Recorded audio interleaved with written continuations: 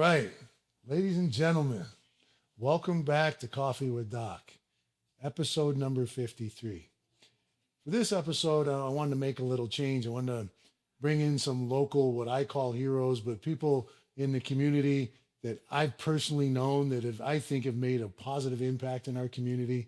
And one of the first people I thought of was a longtime, old and dear friend, Master Nick One Kick Blomgren. And so I actually printed some stuff up. So I'm going to do a proper introduction. It's the first time I've done this as well. So, but joining us is Master Nick One Kick Blomgren, owner and founder of One Kicks Gym in Las Vegas, Nevada, a gym that has become one of the most respected names in Muay Thai, MMA, and combat sports training in the United States. Nick began his martial arts journey in the 70s and spent more than 5 decades studying, competing, and teaching the combat arts. A 5th degree black belt with extensive training in Muay Thai, boxing, and multiple martial arts disciplines, he built a reputation not only as a world championship caliber competitor, but also as one of the premier striking coaches in the sport. During his own fighting career, he competed internationally and captured multiple world championship titles. In 1993, well, shit, we were working together back then.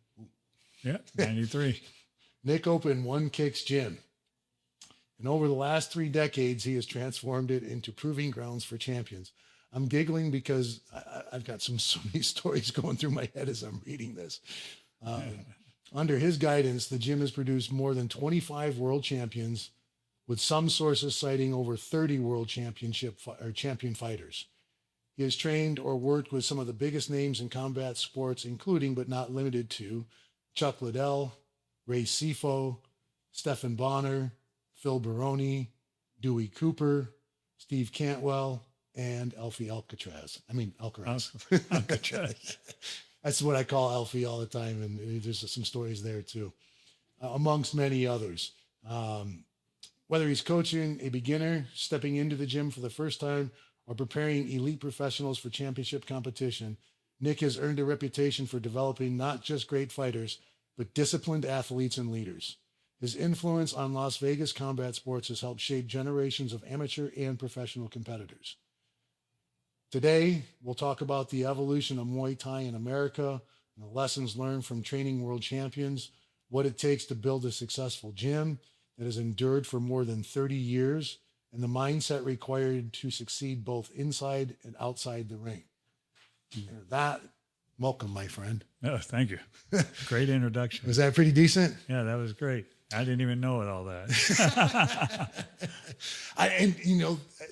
The one name that kept eluding me, and you're going to have to help me, was that the pro boxer, because it was on HBO Boxing, and it was a Cuban guy, right? Cuban, yeah.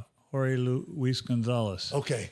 And I remember when you trained him. I had quite a few Cuban boxers. Julio Garcia. Yeah, I remember. Cuban Lover. Yeah. He held a few titles and championships and a lot of success. He just did a bare knuckle fight. Oh, did he? Yeah. I've been seeing that. They've had a few Cubans, and they had I don't know. I can't remember how he did, but I didn't want to watch it.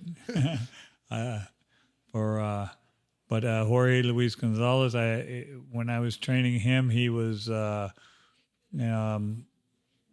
had some crazy stuff going on, but then he became a priest, preacher. Oh, wow. Yeah.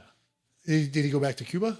No, he's still in the United States. You wouldn't leave here to go back there, I don't think. Yeah. Right?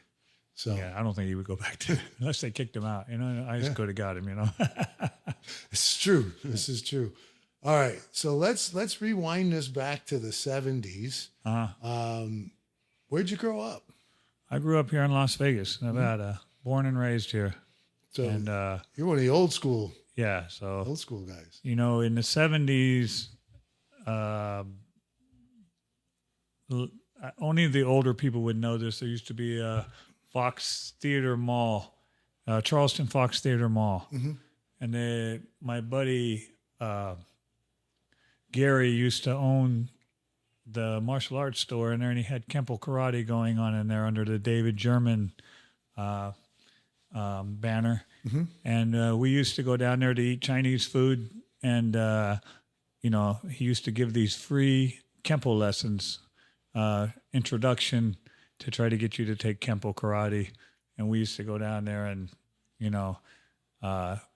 do a free trial. And that's how, but we were at that time, me and a buddy of mine, Kirby Bauer, we were wanting to take Kung Fu.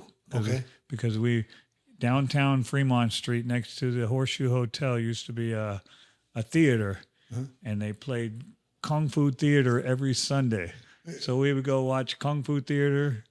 We were about 12, 13 years old, and we'd watch every Sunday. We'd go watch Kung Fu theater. My buddy Brian Robbins, he's half Japanese, and he looked like Bruce Lee at the time. So we used to take him down there, and then we watch all these Bruce Lee movies. So then that's what sparked us to try to look for a Kung Fu place. Okay. We found one. Oh.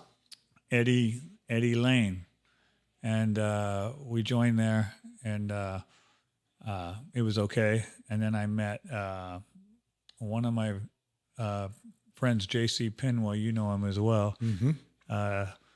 He introduced me to a guy that was a Golden Glove boxer, because I had boxed as a youth. Mm-hmm. When I was 8 or 9 years old. I was doing amateur boxing, but I got away from it for a little while over the summer, and then I got all into this Kung Fu kick.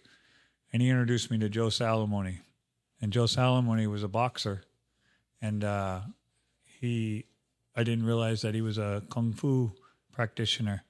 And then he introduced me to his master, Arthur Sykes, and then I joined his gym. And I started training with those guys, and then Master Sykes told Joe, hey, this guy is a little different. Let's not make him do Kung Fu. Let's add the Kung Fu into his boxing. So Indonesian boxing. Oh. And then so Joe Salamone started training me boxing again. And then they started adding the destruction stuff into the boxing.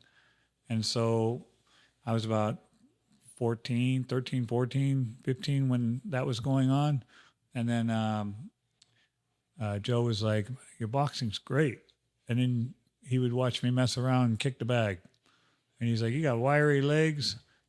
I think you should try some Taekwondo. And then we'll mix it in with this Indonesian boxing. So I was like, yeah, it sounds like a great idea. So I started looking for Taekwondo gym, yeah. I was trying to look for a Taekwondo place, and I found a Taekwondo place that was near the Kung Fu school, commercial center. Oh, yeah. So I went down to David Ming's. You remember David Ming's over there? He used to. I just remember Eiferman's. It was, right in the same parking lot as Eifelman's. Yeah. So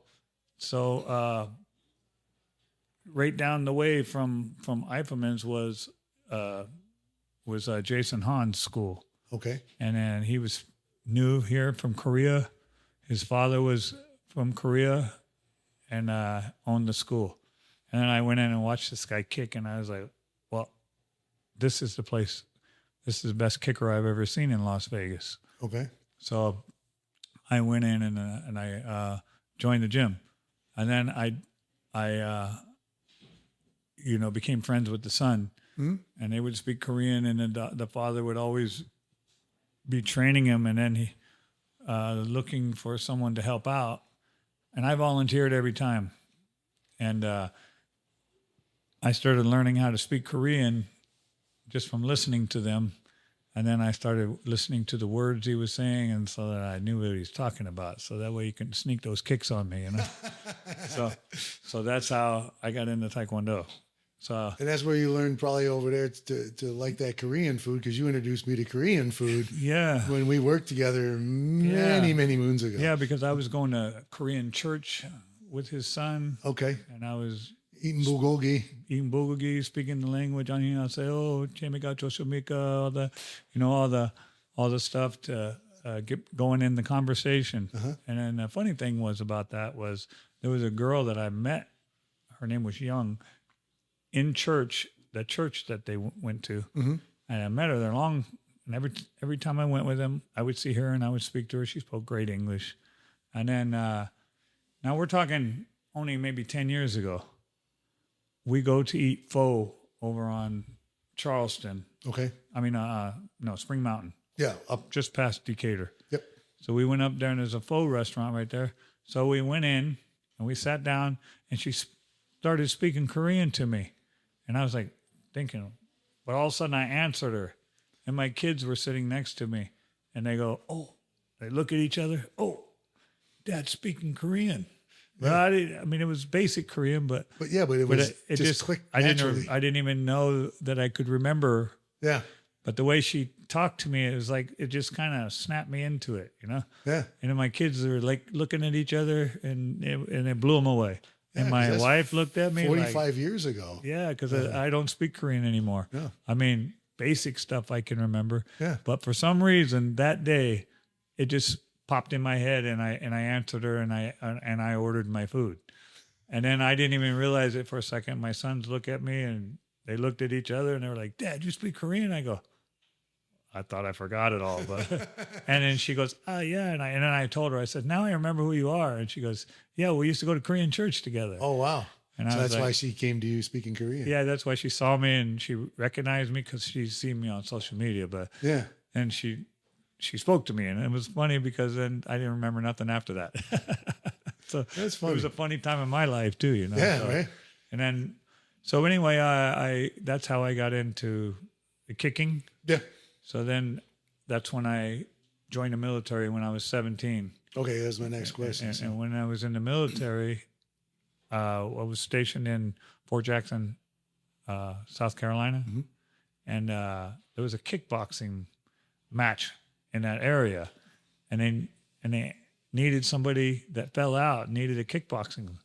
And all my guys were like, "Hey, you should do that." So that's how I did my first kickboxing match. I never sparred kickboxing except with my friends. Right, and just went right into the ring. I just went right into the ring and worked the guy over with the solid boxing that I had, and then just adding side kicks and taekwondo style and on the spot, Johnny on the spot. And I fell in love with it, and I was like, "This is awesome." So that was my first time ever. I did taekwondo tournaments and I did boxing separate from each other. When I did boxing, my hands were up nice and tight. When I did taekwondo, my hands were always down. And then so when I did this match in South Carolina, I was not sure how to hold my hands while I went out there. I was like, okay, kickboxing. So I was sideways and I'd bring my hands up. And then once I started boxing, my boxing was better than the guys, and I started hurting them with the boxing. And then you had to get 8 kicks around or you get penalized. Oh. And I kept hearing, you need 4 more kicks. You need 4 more kicks. Yeah, I can do that. Really. So I was like, 4 kicks? Oh, no problem. And then, I knocked the guy out, but I got 2 good rounds. And then afterwards I was like, hey, I got to find another one of these. And then, but I didn't have my total pro fight career, including it all, because different styles. Yeah. Everywhere I went, they changed the rules. So I only had 12 fights. I think I was 10-2. Okay. But the 2 losses were from the Thai boxing side of it when I didn't realize the rules, and they were kicking the shit out of my legs. You're like, what the hell is this? And I was like, I gotta do something about this. I gotta figure out what this is. Yeah. And I was cocky at the time because when I fought the first one, I was 6-0. And I don't know if you remember Dale Cook. Yep. Dale Cook said, "Yeah, I wonder how you do internationally with leg kicks." I beat those guys, no problem. And I fought a kid from Canada. What was his name? I think Billy Noble was his name. And that guy kicked me in the leg so many times. He didn't knock me out. But I remember, couldn't get my range right because he kept interrupting me when I'd go forward. Throw your jab. It wasn't Muay Thai. It was WKA, Dale Floyd. I knew Dale Floyd from Canada. So he invited me out to Canada to fight these fights. I fought one time in BC and another time in Victoria. And those were the 2 losses. So just threw your timing off as you go to throw your jab. Yeah, just threw my timing off. I couldn't get my boxing down because they kept kicking my front leg, and I couldn't put my weight on the leg no more to box because I wanted to step forward and jab. Yeah. So they were interrupting me, and I was like, oh, this is just crazy, fast forward to now, and Yeah. now you're like a master. Yeah, it was So- so yeah. That's what I was like. Okay, well, now it's time for. I was only 20 or 21 at the time, 22, and I was like, okay, I think I'm gonna leave this Taekwondo stuff behind. I got to go figure this out. So it took me a couple of years. I saved up some money, and then first place I went, I looked up through other camps. Where's a good place to go to learn leg kicks? In Las Vegas, nowhere. I was like, well, shit, I gotta have to go somewhere. So I saved up some money and went to Amsterdam, Oh, wow. and that's when I met Rob Kamen. And you met Rob Kamen when I brought him to town at Years the club. I think we had to get him kicked out of the club or something, but years ago. Yeah. So Rob Kamen, that's where I met Rob Kamen. We became good friends, and he taught me. He was using me in the sparring camps and teaching me as I went. Didn't take advantage of me or anything, but he was teaching me how to stand, how to throw. He's like, you got great kicks. All you got to do is block, or you got to learn some drills. And then we became friends, and I was there for about 3 months before I had to come back. And then he told me about a gym in Thailand, Sasurpapa. So Sasurpapa, he told me had good boxers there, and it would fit my style if I went there. And I was like, oh, in Thailand? He goes, yeah, they got some tall Thais. I think you'll like it. He told me he trained there.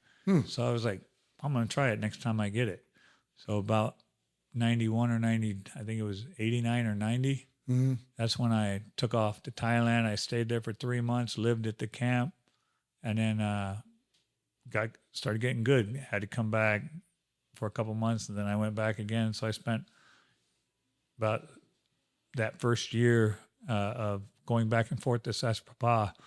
I spent like 7 or 8 months over there. And then just kind of got used to the way and was loving it over there, And then I would go back 3 months a year after that. Oh, wow. Yeah. And then when I met you remember when I used to take off and go to Thailand? Yeah. Well, I remember I met you when you first got back from there, because I was working at a club called Tramps. Yeah, Tramps, yeah. Right. And that's where you probably heard about me at Tramps when I got hit in the face with a beer mug. With a beer mug, yeah. Yeah, and I was cut. My face was cut, down this way and down through here. Yeah. People see this scar here, but they just thought it was wrinkles now. But I had 300 stitches in my face at that time, and so that was crazy times. Yeah, Tramps, man. That you said that, and that brought back an instant memory. Yeah, right. Yes. Yeah, because none of the bouncers jumped in. The bartenders jumped in. Oh, I wasn't working at that time. Yeah. So DeMarco Blue. DeMarco Blue jumped in. Yeah, because he wasn't even working there. He didn't work there when it happened, but he jumped in and shielded me because I had blood all in my face and eyes, and I couldn't see who was what. I just swinging at shadows, Yeah. And, I did pretty good defending myself, but it was crazy. The cooks, the bartenders, and who knows where all the bouncers were. The bouncers were nowhere to be found, but they all were saying, oh, I jumped in and did this. And I was like, no, you didn't. I know who was there. Yeah, I started working there right around Halloween of 1990. That was 1990, yeah, because I was there 86. Yeah. 1986. And I was only there for 1 year, 86. But I built a hell of a reputation in 1 year. Yeah. So I showed up to work the next day with stitches in my face, black eyes from getting, from the other bruising coming down. Yeah. Yeah, because I was getting whacked on the sides. That's why I parked myself in the middle of a wall, like a corner. Yeah. And just anything that came near me, I just started blasting, even if it was my own guys. I was just trying to protect myself. I didn't know who was who because I had blood in my eyes, so I couldn't see. And then I don't know if you remember the police officer, Robert. I forget his last name, but Robert. He was one of the police that used to go to Tramps all the time. He was one of the guys that worked that beat. I remember his name and his last name in a minute, but his first name was, we called him Bobby. And he was the police officer that showed up on. It wasn't Bobby Montez, right? Bobby Montez. Yeah. Yeah. So Bobby showed up and he was like, calm down. It's me, Bobby. It's me, Bobby. I was like, get me out of here, Bobby. So Bobby took me out and put me in the ambulance. And then he was making sure nobody got near me, and he controlled the situation. That was early on in his career because Yeah. when he left patrol, he went to SWAT and never looked back. He stayed in yeah, SWAT yeah. for 20 Yeah, some odd years. If you ever talk to Bobby about that, I will, because he and I are still friends to this day. Yeah, So- talk to him. Say, hey, remember when one kid got blasted in the face with the beer mug? He says you're the one that got him out of the building, you know? Yeah, I could just see his face. But oh, bro, you should have seen it. Yeah, because I was... Yeah, well, 300 stitches. Yeah, I was cut open pretty good. He was like... Because I said to him in the ambulance when they washed my face off, Bobby, how's it looking? He goes, not good. That's him. Yeah. Oh, shit. So you go back and forth to Thailand in the early 90s, 10-2, pro fighting. I know we started working together shortly after that. Yeah. That another club that is no longer... Yeah, now it's I don't know what the hell it is. it's called Barbary, or like Burbank, Okay. Bourbon Street. Bourbon Street. Bourbon Street, yeah, that's The Tramps. Tramps, yeah. I'm talking about when we worked together. Oh, yeah, down yeah. off of yeah, Western it's some there. Mexican name now. Yeah. Yeah. Well, it started off as a Mexican name. Yeah, And then it became... it was La Fuentes, Yeah. right? Yeah, And then it La became Fuentes. Cheetahs. Now I don't know. It's called something starts with a T. Yeah, then it became Cheetahs, and that's where you and And then I... Dewey's Gym's right working. behind it now. Oh, really? Yeah, And that back... in that back office area that used to be the office. Oh, yeah. Yeah. Oh, geez. That's remember when I threw the show in the parking Yeah. lot? Yeah. That office right there. Oh, wow. Yeah. That's pretty funny. That's Dewey's Gym right in the parking lot of a strip club. Wow. Well, it's not a strip club anymore, is it? Yeah, it's a strip club still, yeah. It's a Latino strip club. Yeah, the Latino strip club. All right. I haven't been there yet. Yeah. I want to try. But Yeah, bring back too many memories. yeah, so So, right, because that was... I mean, we were there 92, 93. 'cause- yeah. Right? And that's about the time that you opened... Yeah, gym. so yeah, you know who opened the first Muay Thai gym here was Tommy Glanville. Did he open a gym? Yeah, him and that crazy Kevin Rozier. Yeah. Kevin Rozier. I didn't know they opened a gym, though. Yeah, they opened a gym. It wasn't open very long. Okay. Because they weren't very business Savvy. savvy. Yeah. It was up on Tropicana, Okay. West Tropicana. So they were open not too long, and then after they closed, it was about a year or two later that I opened up One Kick's on Stewart and Lamb. Because I think Tommy, he must have had that gym before I met him in October of 90. Yeah. Because the only job he had was I think it was Cheetahs at the time. 90, I think he was open like a 90 or 91. Probably 90 earlier. In Yeah, I the year. think 90, yeah. And And then they weren't open long because, because Rozier had already left town. yeah. But by the time I got here, he'd come back for a minute or two. And they would call me over there to spar. Kevin was getting ready for a world title in Japan against, I forget who the guy's name was, but some famous guy out there. I was the only guy I ever sparred with that did cocaine in the middle of the round. I mean, at the each round. So the bell would ring. Yeah, Kevin, he would go to the corner, do a line, and come out and do another round. Well, we knew somebody else kind of like that too. That you coaxed into getting into the ring. Yeah, Whitey. Yeah, you know what's funny about that guy is I was cool with him all the way up until COVID, Yeah. and then he started he was trying to work out some scam. With blood testing or something. Something, Yeah, yeah. he was trying to tell me about all that stuff too. Yeah, Trying to get some and then- investors. I'm like, no, thank you. And then they were giving some money away for something. I think it was, if you were employed somewhere or like that. And I told him, I was like, no, I'm not interested. He wanted me to use his guys to do something. And I was like, no, I'm good. I'm going to do whatever I got to do here. Yeah. I don't need to get involved. I said, we're friends and I don't want to, I don't. Tarnish that. Yeah. Oh, Just don't mix business and friendship. So he was like, you would rather give the money to somebody else than a friend. And I was like, no, I just don't want to get involved because I kind of know what you're about. And he hasn't spoke to me since. So it's kind of it's like a blessing, right? There you go. Yeah. You know, so, and that was what, 5 years? Yeah, it's hard to believe that Six, COVID was 6, 7 years ago? Yeah, Yeah, 2020, yeah. 6 So years 6 ago. years ago. So I haven't heard from him in 6 years, that guy. And I was pretty much in contact with him probably 2 times a month Oh, wow. for years, you know. And then just because I wouldn't do his little scam, he just stopped talking to me. So I was like, okay. It's like, Oh, that's cool. It's like lending money to certain people. You know, they're Yeah, never going to yeah, pay you back what you own them because Yeah, they're never coming around. sometimes, you know, you loan money to people so you don't have to hear from them again. That's it. Yeah. So I got one guy I loaned money to one time. I loaned him $2,500, and that was when I came across the Bitcoin money, right? Yeah. So I had money to blow, and I was like, let's see what this guy does. Every day, every week, he's calling me about money. I was like, he's a good dude. So him and his brother, I'm still in contact with his brother. His brother is really cool. I gave him $2,500, and then we're still friends too.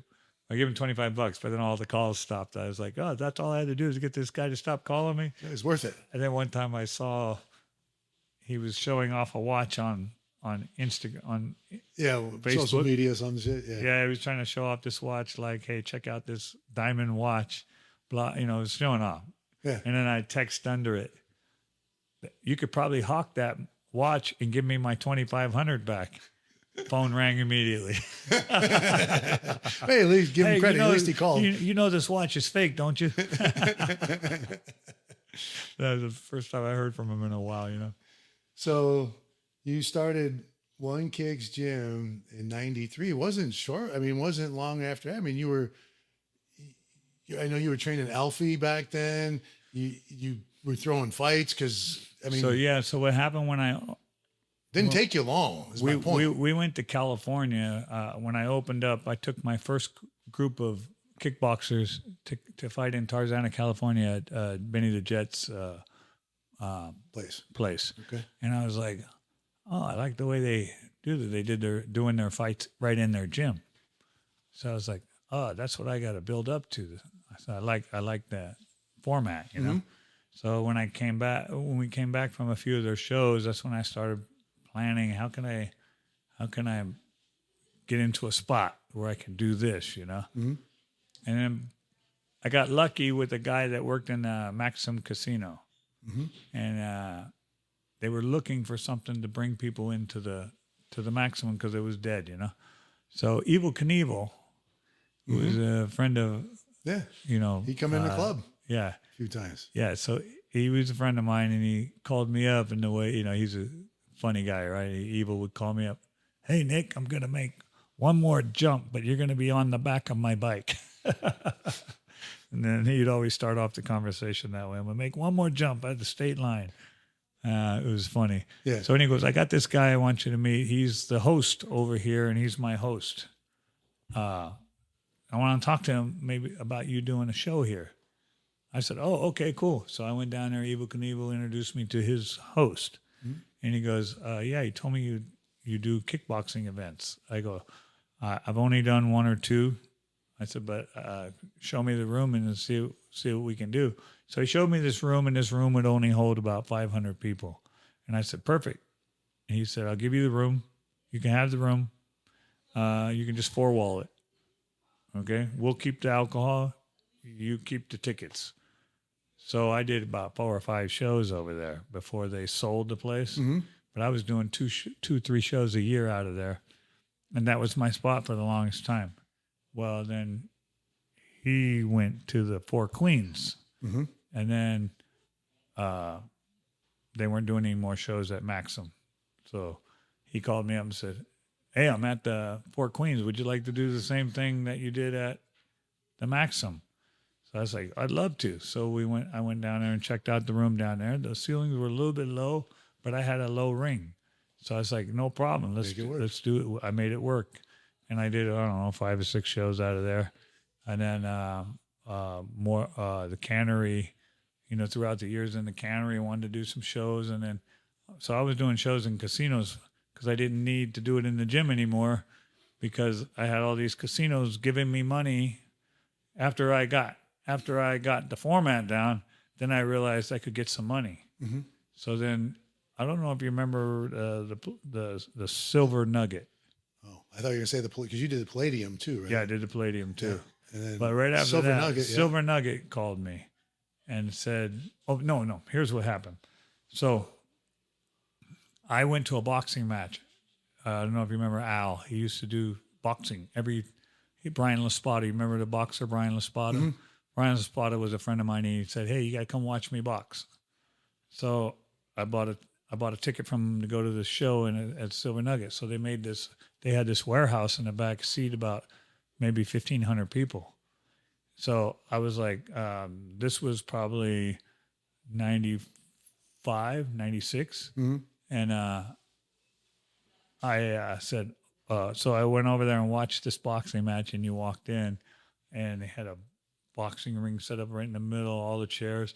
But when you walked in, it was dark, and all you seen was the smoke from everybody's smoke, because you could smoke back then. Yeah. So all the smoke from the cigars and everything, and it was like old school, you know. And then I was like, and so, I can do this. So Brian introduced me to the promoter, Al, and I said, "Hey, Al, what do you do with this place on Saturday night? You do boxing every Friday night?" He goes, "We do boxing Friday night fights once a month." And I said, "Okay, what do you do with it on Saturday?" "Nothing." "What if we did some like karate, like kickboxing stuff?" How many people could you bring?" I said, "I could probably pack the place.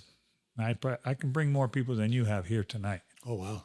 And he goes, "Really?" I said, "Yeah." So I told him, I made a deal with him, and we signed it for me to do once every other month, kickboxing fights.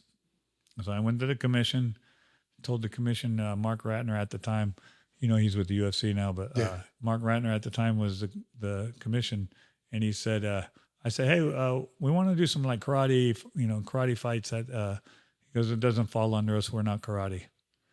But I just chose my words so I could do it without getting licensed. You know? I didn't say kickboxing. I said karate fights, with gloves on, Yeah. And then he said, "It's not under our jurisdiction." So then I promoted the first show. I put Alfie on the show. I put Chuck Liddell on the show, and I put myself on the show. So we all sold tickets. We sold the place out. The best ticket sellers ever. Well, there's some good ticket sellers now. I can't say that, but with a fighter, back then we all sold about maybe 500 tickets each. Yeah. So we packed the place. There was about 2,000 people there by the time that first show. Oh, wow. And I fought on that show, and then I was the main card. I was on the main card, and then we had the fight. Everything went great. We made a lot of money, and then Al, after the second time, because we all did it again. So I did it 3 months after the first show. I did another show with us on the card, and then one without us for one shot to let everybody rest up, and then Al told Mark Ratner, "You got to come see this. You got to come check out this guy's show, man. This guy throws a hell of a show." So Mark Ratner showed up, and we're all kickboxing. Now we didn't know if we wanted to do Muay Thai. We didn't know anything. So that night I fought a shoot boxing match with a guy out of Ohio, and then Alfie fought somebody, and then I think a kid named Scrappy, and then I put Tony Valente on that card too, and so everybody had a great fight. And then after the fight, we sold it out again, so it was making money. And then Mark Ratner came up to me afterwards. "Hey, this karate thing you're doing, it's too much like boxing. So you're going to have to get licensed." So I was like, "Okay." And he goes, "If you're going to do pro fights like you just did at the end with you're going to have to get a pro license, and that requires a background check and all this other stuff." And I was like, "Okay, what about amateur? You can do amateur fights. You can't fight on the amateur card, and they can't fight on the amateur card." And I was like, okay. So if they're not amateur, they can fight. And he goes, "Yes." $25. If they're not pro, they can fight. So to throw an amateur show was only $25. But you had to have insurance, and you had everything. I didn't buy insurance or nothing. We were just doing out this there thing doing wrong. it. We were just killing it, And then, so anyway, so that changed everything. So I had to reformat. And then that place closed down. So I lost that venue. And then we had a couple other good venues. We started going to Cannery, and I can't remember, there was, Showboat. That's when I did an exhibition with Bear, Godfather from WWE. Yeah. So we did this exhibition fight with each other to raise money for cancer. And so we promoted this thing at the Showboat Hotel, which was everybody wanted to do boxing and stuff at the Showboat. Yeah. So we did this show at the Showboat, and we sold the place out. And we could have put a little bit of the wrestling format into it until he slapped me. And then I saw like 3 of them. And then I just said, I'm going to kick the guy in the middle as hard as I can. And then so we started going after it. And then, he talks to you while you're in the clinch. He's like, hey, settle down. I was just trying to sell the show. But I was too late. I was already mad. And then we settled into the match. And we had a good match, and we raised a lot of money. But the kicks were real and the slap was real. And then after we paid each other back for hitting each other hard, then we slowed down a little bit and, did a good work match. That's a hell of a story. Yeah. I didn't know about that one. Oh, you didn't know about it? No. I remember the first time I met Bear, and I was dating Diana, and he come into the club when he was on the road with the WWF or WWE, whatever the hell it was back then. And I was standing next to him, and she just looked, and that was when I was like 270, and she's just like, that's the first time I've seen another human being make you look like a child. I was like, yeah, geez, thanks. It was crazy how I met Bear, right? Better known as Papa Shango or the Godfather. The Godfather, yeah. I was working this was before Tramps. I was working at Mr. G's. Okay, yeah. Okay, so I was another Gallardi. Yeah. So I was at Gallardi's club. And then they were having trouble with the regulars. When Tramps opened up, it gave them problems. People were going to Tramps instead of there. They just didn't want to do the right advertisement, And then I made a suggestion to turn it into an all-black nightclub. You probably get all the blacks, Yeah, because it was over there by North Las Vegas Airport. By North Las Vegas. But I said, you could save your club by doing that, know? And they did it. And it was packed. And then I was the only white guy there. And then I came into work after the second week, and everybody treated me great, so I wasn't worried about it. Everybody was fine, We did pat downs at the front, I walked in, this guy was standing there, and I was like, "Oh, that looks like my replacement."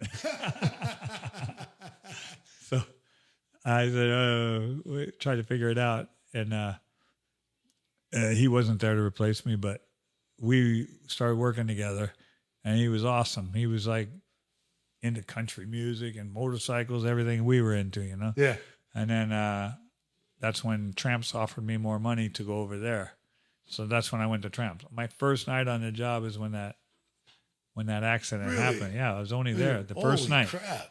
And nobody knew who anybody was because they didn't have jackets. They didn't have a set uniform like we did at Mr. G's. Yeah. We used to wear the tuxedo with the little button, Yeah. And over at Tramps, first night there, nobody knew who the security was because they didn't have a dress code. It was that way and the whole time. That's why that happened in the first place, because nobody knew who I was. Yeah. But that's how I met Bear, and we have great stories from then too. I imagine. I remember one time fight broke out. Now when it turned into the Black Nightclub, I used to carry a pistol in my boot.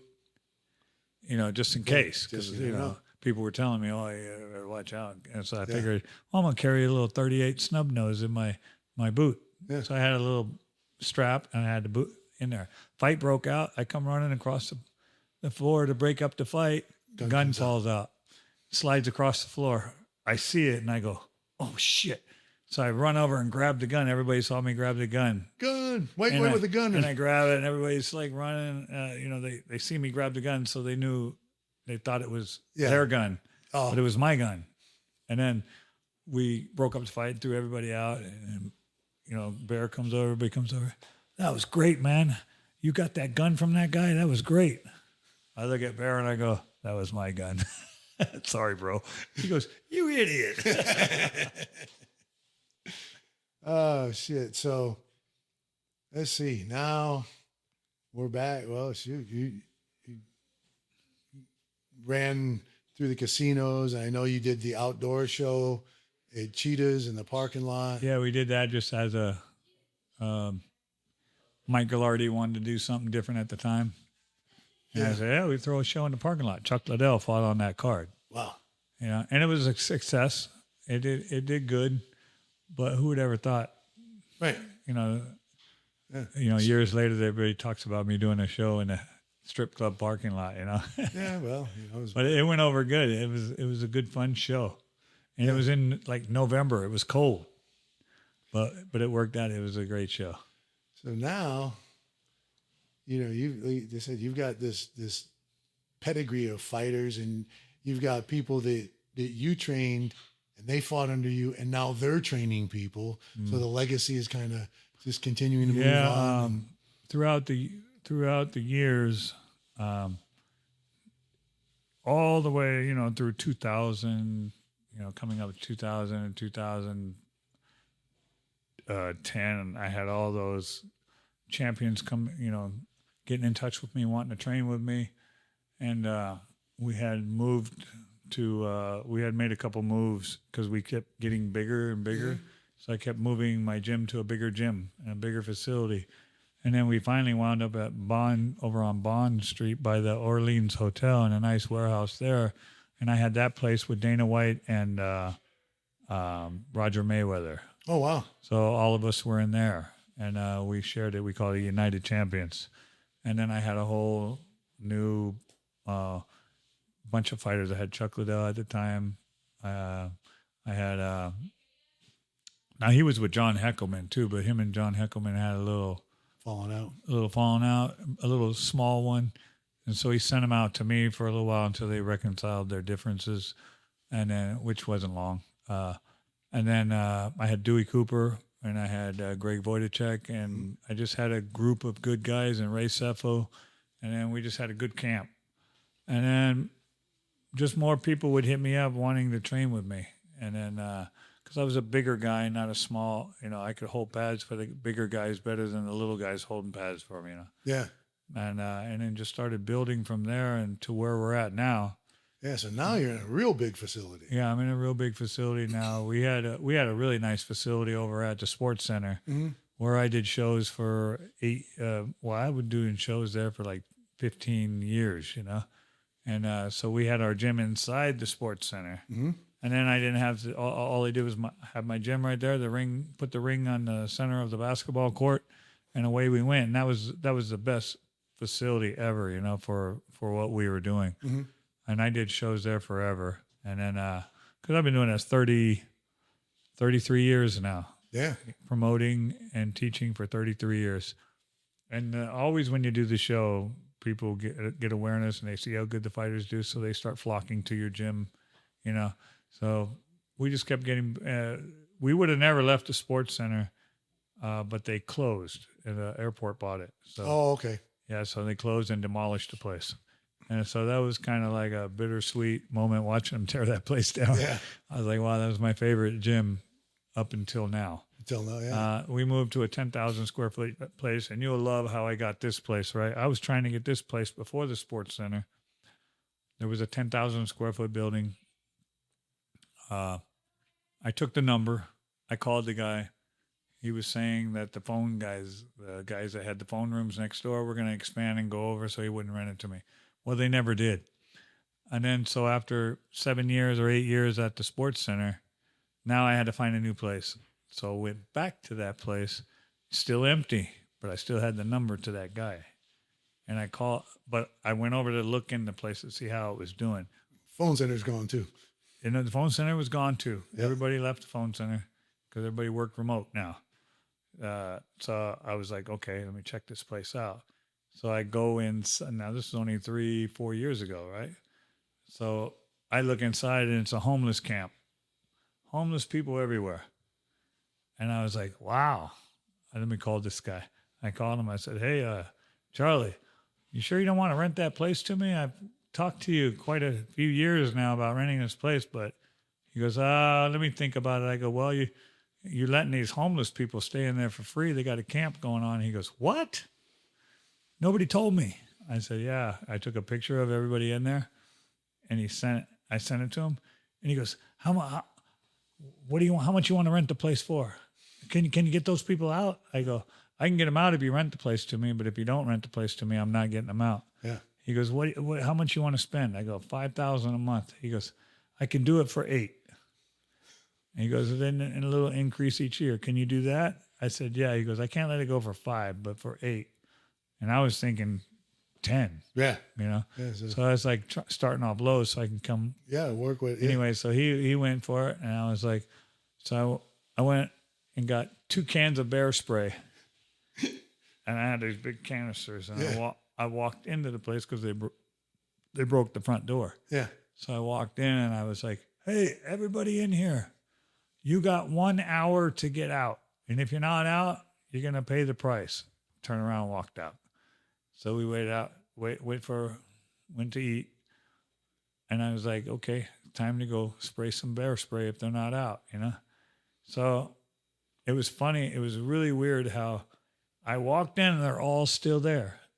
And they're looking at me like, does this guy own this place? Yeah. They didn't say nothing to me, but he was quiet. And I was like, nobody left. And so I sprayed and walked backwards all the way to the door while I was spraying. And then cleared that place out. And then I had ordered a truck to come clean all this stuff out. Yeah, I ordered a big dumpster. And then so I was like, okay, we're going to have to let this place fumigate for a few days. So from that bear spray. Yeah, from that bear spray. So everybody was out of there. The place was empty. They ran out of there. You should have seen it. It was like ants running out of the place, And it was like the CS chamber when we were in the military in basic. And my partner from the Gracie Jiu-Jitsu, he looks at me after I came and got in the car. He goes, you are one crazy bastard, man. I never thought about doing that. And I go, yeah. Who told me about that was policemen. Yeah. I asked a police officer, what's the best way to get rid of homeless people? He said, bear spray. I go, really? He goes, oh, yeah, that gets rid of them every time. I go, good idea. So I took that and I ordered 2 big canisters of bear spray, and I was ready. And anyway, so then I remodeled I put gloves, mask, everything, and on my crew, we threw all their stuff in the trash, every bit of it. And then we cleaned the place out, and we were ready in 3 months. We opened up in 3 months. Wow. And then I was there for 4 years, and my investor said, after he watched a few of my shows in there, he's like, you need a bigger place. I go, no, man, I'm not moving anymore. That's the last place I'm moving. He goes, no, we got to buy a building. Find a building and we'll buy it. And I was like, are you sure? He said, find a building, we're going to buy it. And I was like, I don't really want to move again, man. This place is nice. And he goes, you got a bigger place, man. Yeah. You're too big for yourself. So I was like, all right, let me think about it. So I was driving to my condo at home. I look over and I see a for sale sign on the Pep Boys next to Harbor Freight there. Yeah. And I was like, oh, wow, for sale. So I took a picture of it and sent it to him. And he called me and said, set up a meeting, see how much you can get it for. So I set up a meeting. They told me a price.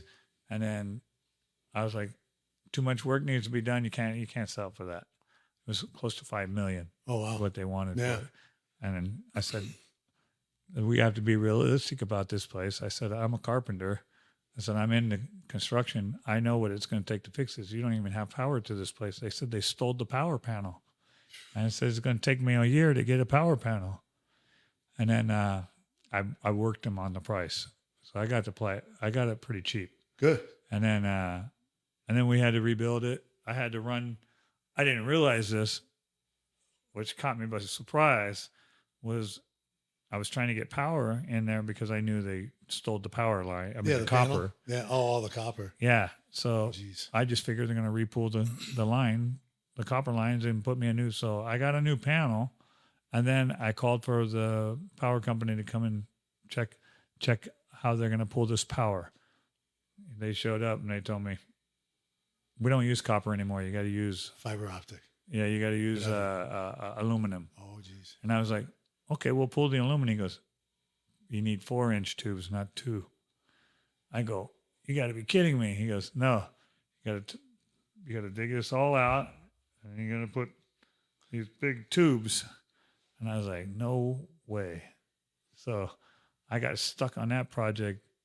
And, I mean, it took a little bit of time. And some money, and too. I was a little frustrated at the time, and I was like, oh, man, this is getting... So I called a guy, and he sent me a guy out, and he trenched it all out for me, put the new conduit in. Yeah. And then, I finally got approved for it, and they pulled. And then, but that took 6-7 months. Oh, geez. Yeah, it was a nightmare. Because, I mean, you just opened this, right? Yeah, you had your grand opening a couple weeks ago. We had the grand opening June 6th. Okay. And then May 30th, we did a soft opening where I had the monks come down and bless the place. Mm-hmm. And, do the Buddhist ritual. And everybody loved it. I had more views on that than anything, half the other stuff, And then we had a grand opening June 6th. But it took, I had that place almost 2 years. And then we started teaching. We weren't supposed to, but we started teaching in there in November. Oh, wow. And so we were in there riding dirty for a while, so hoping nobody would walk in and shut us down, But it's in the past, and you didn't get shut down. Yeah, so now we're good to go. But that now One Kicks Gym, we call it OKG Stadium and One Kicks Gym, and the first show went off well. It was about 600 people in there. Nice. Yeah, and we had that was probably the best show I've done in quite a while. Yeah. And our next one's August 22nd. Okay. Yeah. That'd be cool. So there we are. There you are, up to date. And and then some of the guys that are, so 30 years, right? So some of the guys have been with me 15, 20 years, and a couple of the guys decided to open up their. Dewey opened his gym first, mm-hmm. and then a couple of the other guys opened their gym. So now we're helping them. We try to help them. And Jokawani brothers, mm-hmm. Anthony and Chidi. Chidi's still in the UFC. Anthony was in the UFC. So they have their own gym now? So, yeah, they got their own gym. And it's closer. It's Sahara and Valley View. Okay. They'll be opening their grand opening pretty soon. So it's kind of cool to see your guys that you taught all these years. Progressing, yeah. Yeah, and now they're going to open their gym, That's awesome. Oh, yeah. So 62 now. 62. So what do you do the day-to-day to keep yourself in shape? Because I've seen, some of you post your videos and you're still, not only you're holding pads for everybody from the littlest ones all the way up to the biggest, right? But you were just in Thailand and you were in the middle of the ring throwing kicks and punches. And I was like, he doesn't, you still got it, you old fucker. Yeah. Yeah, I guess, I don't have really a set routine or anything? A set routine or diet or anything like that. I just eat, I don't eat a lot of shit. Okay. But I eat like every morning. My routine is the same when I eat eggs and oatmeal and, a cup of coffee and a little bit of toast. And but it's just like I'm a creature of habit, right? I go to the same restaurant every morning, eat the same thing. Okay. And they're like, "You're gonna change today?" No, I'm not gonna change today. Same. That's so easy. I just do the same thing, and then afternoon I catch a little snack or lunch or something, a little something. But I keep it pretty good, and then I train with the guys, holding pads for them, and touch sparring, do a little technical sparring with them, keeping them It's a lot of work. keeping them active, So all day long I'm doing something, Moving. or I'm building out something. So I think that's what probably keeps me going, because I know a lot of guys my age and they're just already shutting down, Yeah. Absolutely. And I just don't want to be that guy, No. Like a couple of my friends, they don't do anything; they just sit home. Yeah. And I'm like, nah, I can't do that. I got to keep moving. I'm going to go to Thailand. I have a girlfriend out in Thailand, and I've been with her about 3 years. And so when I go out there, it's like playing house for a month. I get the whole treatment of having a girlfriend, come back, and I'm free again. But she probably takes good care of you she while takes you're over there. great care of me. I mean, I never had anybody. It's like the best relationship I ever have, and and then I get a little break. Yeah.